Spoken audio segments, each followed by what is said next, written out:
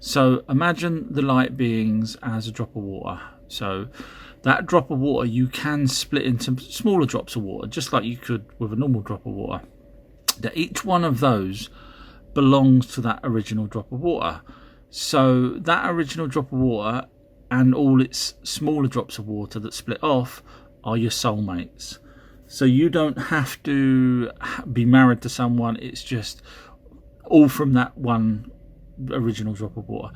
Now the drop of water or energy, the being, enters you in your pineal gland at around 4 months. Now Muslims actually have that right, and they say the same thing. They say that it enters your soul, which is what the spirit is, or spirit or soul, whatever you want to call it, enters your body at 4 months. And I'll carry on the next video.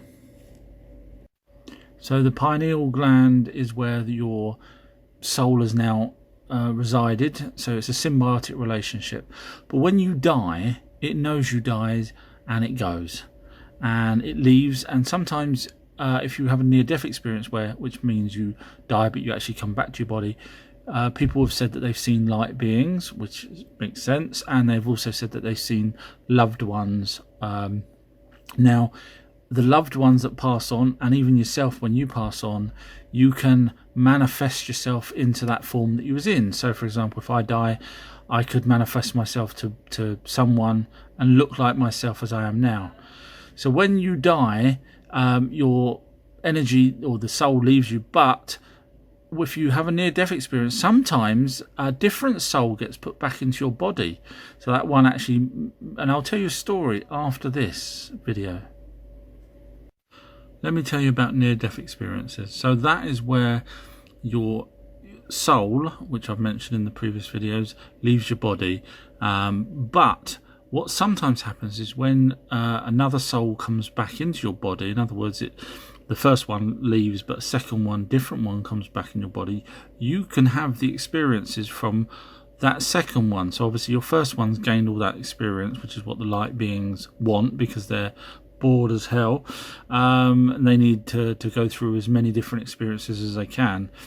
But when you get a different light being into your body, then these things can happen. So I mean, there's untold stories about how people can suddenly now play play piano or play guitars or do different things that they couldn't do, paint marvelous pictures, and that's because they've got the experience from the energy from the previous.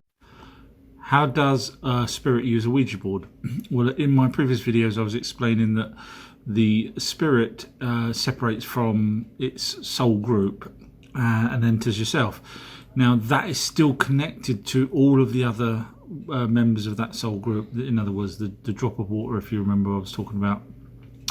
So that's connected using the pineal gland. Now if you actually look what the pineal gland consists of, in short, it can receive, it's basically like a radio. It can receive and transmit signals. It's got that ability to do that with certain properties that it's got, which then gives us the auras around your body and helps us do remote viewing, which basically means you can connect instantaneously to the other soul group and view things from a distance, even though you're still sitting in one place.